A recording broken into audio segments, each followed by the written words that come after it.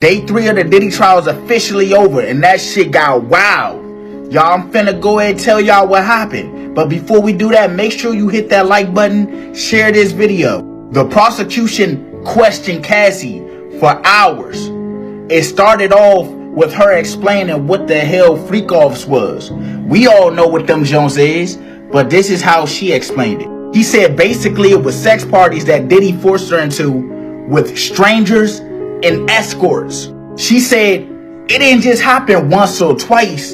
She said it happened over 100 times, y'all. She explained that she didn't want to do the freak-offs, but once again, she said she did it to make him happy. She didn't. Wait. I just got to interject because this has to do with good girls liking bad guys. Somebody told me that she was actually dating Ryan Leslie at first. And Ryan Leslie is not no P. Diddy type dude. It's almost like she was dating an electrician, but instead she wanted a thug drug dealer. Not saying that she has the right to have this stuff done to her, but I'm saying you was already with a good dude. Why you leave him to go be with Diddy? Because what, he ran the city? Well, you know, whatever. I want to see him mad and turn to the Hulk. Y'all all seen what he did on that video, right? She described how Sean Diddler Combs sometime gave her pills that was disguised in a vitamin bottle, y'all. He asked her, how did he obtain those? She said the doctors would put the prescription under certain assistants, so it was never in his name. She testified about using opiates and GHB because she said she felt like she had no way out. She felt trapped, and that was her relief. Aren't these Diddy songs? Didn't he have an album called No Way Out and Trapped and all that stuff? Is she okay? All right, I'm gonna just let it play. I don't know. Cassie then said she was physically assaulted too. She said in New York, Diddy turned into Javante and went upside her head inside an Escalade. And she said one time in LA, he stomped on her face in a car. So he did the ATL stomp. This man was stumping a yard on her, y'all. She said that Diddy boxed her so bad before, she had to hide behind a toilet until D-Rock and James Cruz intervened and stopped it. So this man probably wasn't going to stop, y'all. He blacked out. She also testified saying that sometimes Diddy would intimidate people, including assistants and friends. She told the courts that one time Diddy grabbed one of the assistants, dragged him out of bed, and then in Turks and Caicos, he punched another man in the head. She also said that Diddy had one of her friends hanging over the balcony on some big red type shit, and also threw her into some furniture. And if I can recall, I believe they said that person was Wale. So when they asked Cassie, why did you stay? She said because she feared that he had access to guns. He had access to a lot of things that can ruin her. What I would have asked if I was a prostitute, why did you leave the square Ryan Leslie that you had initially when you got into the industry? Can you explain that? Or ruin the people around her and end people's lives. She said one time she was beaten so bad because he found out that she was texting Kid Cudi, who... That's what abusive dudes do. I really can't all the way feel sorry for these girls. Okay, all right. On one hand, the girls who get abused by dudes, absolutely that's wrong. The dude should not do that to the girl. But you chose him. You decided on him. You had a nerd, and then you had this dude. And you chose this dude who punched you on the top of the head. Whatever, though. She briefly dated in 2011. Cassie also testifies and says in 2018, when they broke up, he came over and raped her and then left like it was nothing. And she said while he was doing it, his eyes was black, y'all. That don't sound like a demon to y'all? That's some demon shit. I seen enough supernatural to know a demon. So they asked her after that incident, why did you go see him again? She said after 10 years, she was emotionally broken. She felt like he still had control, y'all. It took you 10 years to get emotionally broken? I mean, I want to believe all women. I'm not saying that Diddy didn't do this. I'm not saying that. I'm saying, you know what? I'm not even saying nothing.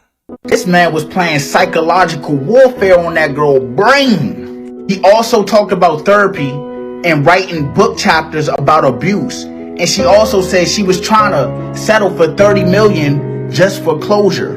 That lawsuit ended up settling for $20 million last year within 24 hours. So they said throughout all of this, the defense was objecting multiple times, and they even try to keep key details about her past relationships out the court. But the judge said, nope, I'm gonna allow it because y'all both opened up details about infidelity in the relationship. Y'all bring it on yourself. And then finally, Cassie said after she left Diddy, she did no more freak offs. She was not doing it no more. And the prosecution rested. And reports say that's where they ended today. They said the courtroom was shook. Y'all, this is crazy. I'm going to keep breaking it down. So you already know what to do. Make sure you like this, share this. And also drop y'all thoughts down below in the comments. What y'all think about day 3? And what do y'all think is going to happen in day 4? And if y'all... I don't know. Let's go to the next clip. So I've been reading all these updates coming out of the Diddy trial in New York, where this music mogul is accused of running a sex trafficking operation. And I keep thinking back to this interview I did with singer Dawn Richard at a music festival in DC back in 2023. I asked her what advice she remembered when she was younger and as a singer coming up, and her answer was kind of intense. I remember from my father when I was growing up, his advice to me was, this industry is not what you think it is. So if you want to go into this, know that there will be heartbreak and music may not love you the way you love it.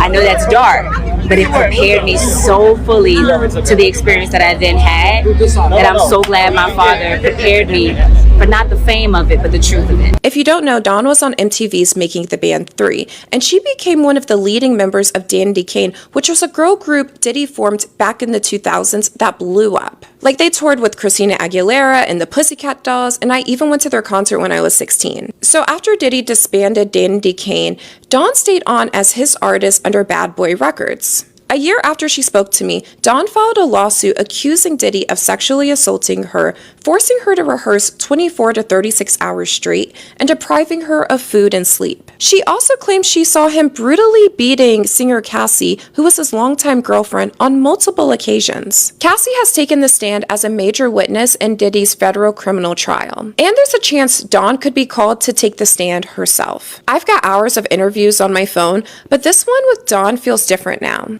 As a journalist covering news, culture, and online conversations, I'm going to be keeping a close eye on this trial. But tell me, what do you think about what Dawn said? So I've been reading... What do you think about what Dawn said? I don't know what I think about it. Not just yet. I'm still sifting through all of the information. This is the first rabbit hole that I went down that has actually led straight to hell. What if I told you what Diddy did to Cassie in 2018 after she broke up with him officially made him Diddy the devil? You know, isn't this what a lot of abusers do when their girls break up with them? Like, isn't that why the abuser abuses you verbally, emotionally, mentally, so that you won't leave? I've told people a long time I felt like I'm in an abusive relationship with my country. Yes, my country makes you feel like, all of us are, but just all of us don't know it. Your country makes you feel like you're worthless. They don't really need you. But then when you want to get ready to go, then they make you feel guilty. They guilt tripped you for being like, you know what, I'm out of here. They, you know what I'm saying? But while you're there, they'll beat you up and be like, don't nobody really need you. Is that just, it might just be me. Well, let's hear what he's saying though. And I'm explaining to you what Diddy did. But just know that it was so fucked up that she tried to take her own life and he saved her. Cassie's now husband, Alex Fine, I can't believe he have to sit and watch this happen to his wife. Cassie finished her testimony today, and she talked about in 2018, after years of alleged abuse, she was finally meeting Diddy to call the whole thing out and break up with him. So after being with Diddy since the age of 19 for over a decade, she wanted to meet for closure. So she decided to meet Diddy at a restaurant in Malibu. Now, to her surprise, at this meeting at Malibu, Diddy was being surprisingly playful, laughing, joking, having a great time.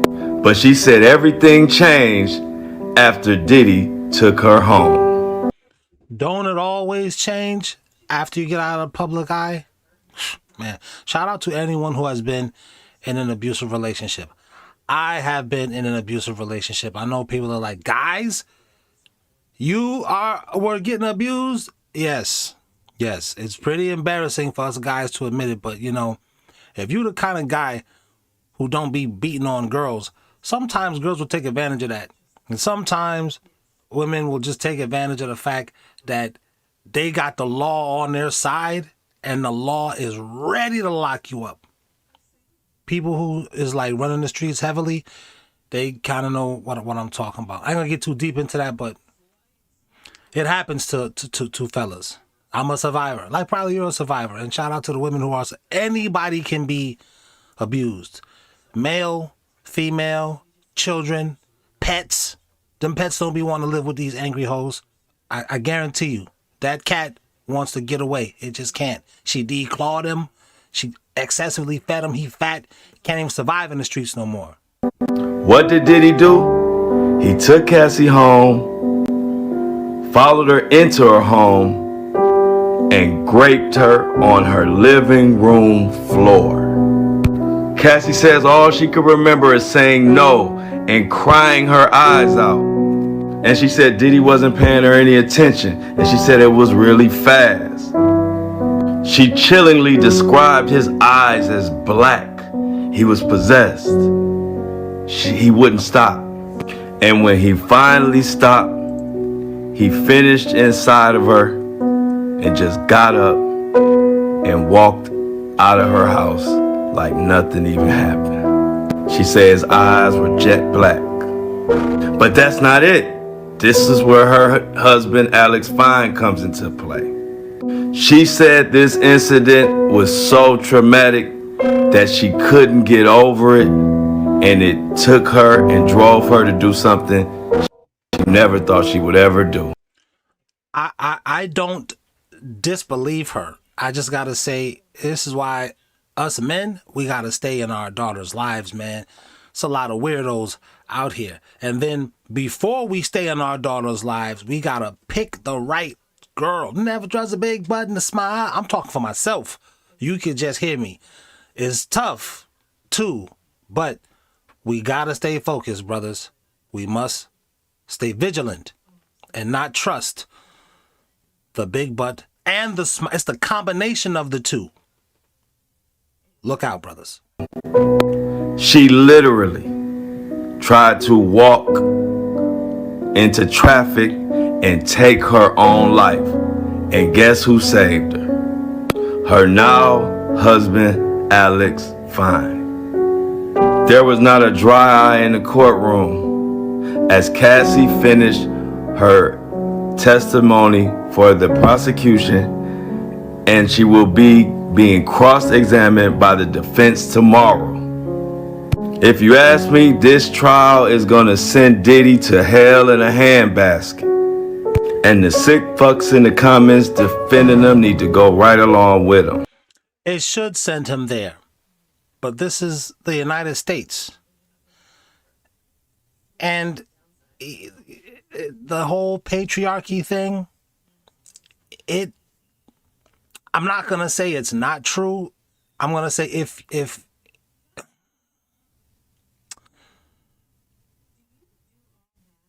if the powers that be want it to work in your favor, it can. But I don't think it's a patriarchal thing. I think it's more of a secret society thing. It just happens to be a boys' club. Or maybe not. I don't know. Hey, listen, I didn't just motherfucking realize something, boy. These last couple days, not just the last couple days, probably the last month. When it come to this sex shit, I really thought I was motherfucking doing something. Like I really thought a motherfucker couldn't out freaky me. That's just what I motherfucking thought. Like, and I've realized now. You should have realized urinating on a chick is not freaky. That's something else. That's otherworldly, bro. Just paying attention. I really ain't been doing a motherfucking thing out here, man.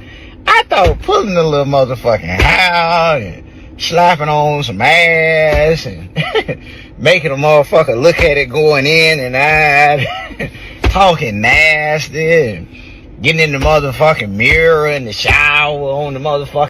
Bro, that's normal stuff. You messing with a full-fledged demon. He bringing animals and other people in there, man. Suge, do you think he's going to be all right because someone's going to tamper with the jury? Is that what you're trying to say?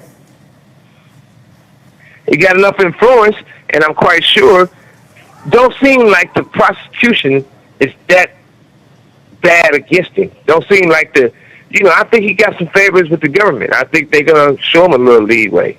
It might not seem like it when it's all said and done, but I don't think he has nothing to worry about. I don't think he's worried because he's going to be federal. And if he gets convicted, Trump's going to pardon him. So what's the worry? You think the President of the United States would pardon Sean Combs for sex trafficking? Shit, he pardoned Michael Harris, who eventually killed a Jewish teenager or had him killed. So they don't care about that. It's all about, what's in it for the long run and what the bucks say and what the power of the people want. Suge, do you think he's going to be all right because some... Yo, that's a